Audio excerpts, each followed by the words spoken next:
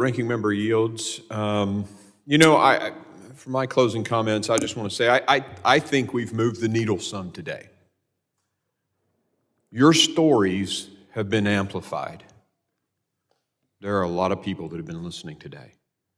And I think the American people know more now how the policies that, despite having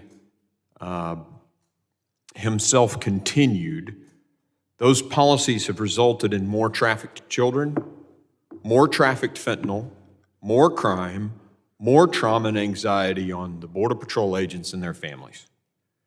You have gotten that message out. We've also heard today from even the minority witness that Biden's policies are part of the problem. And at least two of the members of the minority today actually admitted there's a big border crisis. That's a movement of the needle. That's a movement of the needle. Thank goodness. But one of the best indicators that some success today is that the minority never really fought to defend Mayorkas' policies. The theme of today's Democrat questions and even their selection of a witness, it's about beat up Trump. The mantra is all back to the kids in cages, which, by the way, and the minority seems to forget this, the images from that the press used were from the Obama administration.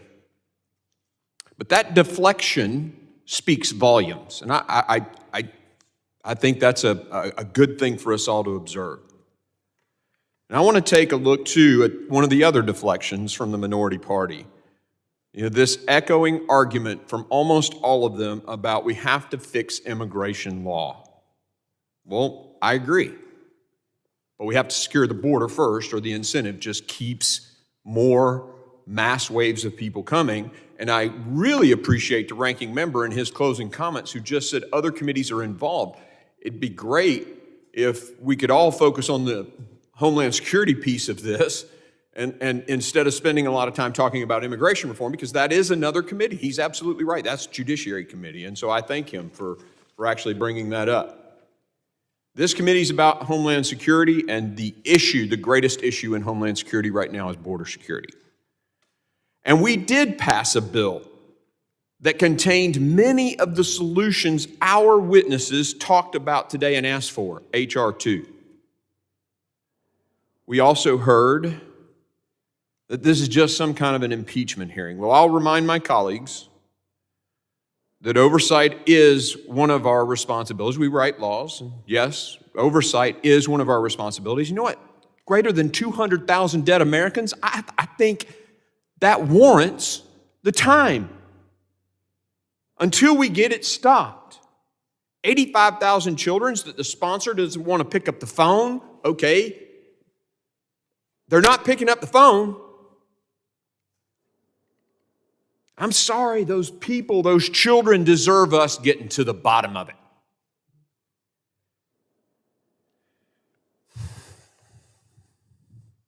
But since they want to compare Trump and Biden, let's do it. Let's look at some numbers. The minority speaks about 5,500 separated children. Any child separated is bad, but they talk about that and almost to a person today. Going back to Trump, this administration has separated 400,000 children from their parents by not sending them back to their parents in their home countries. 400,000 that have been separated. 85,000.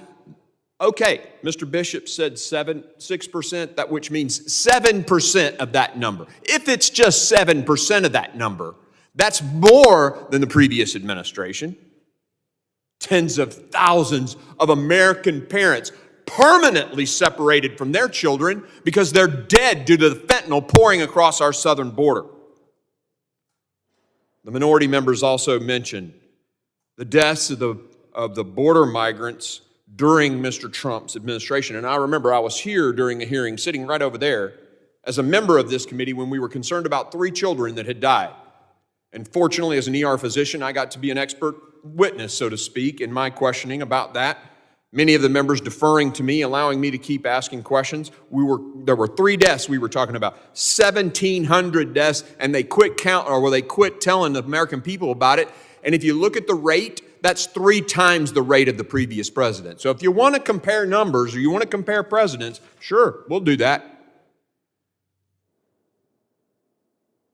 There was also something I took offense to, and someone said that we weren't upholding American values. And I don't think it was the ranking member. I don't know who it was. Someone made the accusation we're somehow not upholding American values. Yes, I believe we're a nation of immigrants, and I am for legal immigration. We have unfilled jobs in this country. We have to get this fixed, but you can't fix that first. You have to fix border security, which is our job in this committee. But I want to say this about American values. I think one of our greatest values is upholding the rule of law. Mayorkas is violating the rule of law. The courts have deemed so, that by the way they're doing the judicial side of the INA, executing the INA law, is against the law. And CBP One app doesn't suddenly create a legal pathway into the United States. I'm sorry, it does not. How about the American value of upholding the rule of law? And we've heard from our witnesses today that save lives.